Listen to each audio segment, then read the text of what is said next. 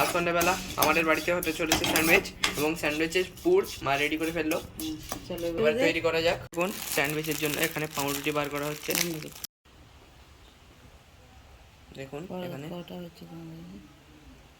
2 4 current চলে এসছে, 6, এখানে একটা এক্সট্রা থাকছে ওটাকে, হ্যাঁ ওরকম করে কিছু করে দেবে।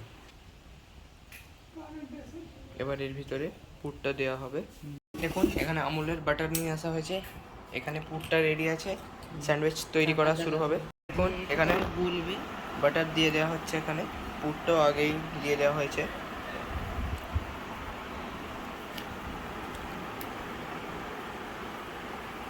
এখন স্যালাড দেওয়া হচ্ছে,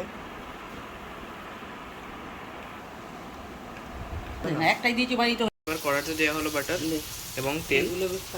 বাটার দেখুন একটু গরম হয়ে গেছে, এবার স্যান্ডউইচগুলোকে ছাড়া হবে।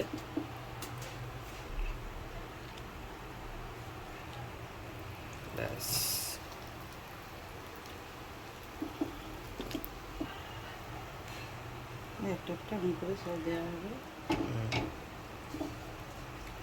আমাদের সন্ধ্যাবেলা খাবার স্যান্ডউইচ এখানে রেডি হয়ে গেছে, ছাঁকা হয়ে গেছে বাটারে।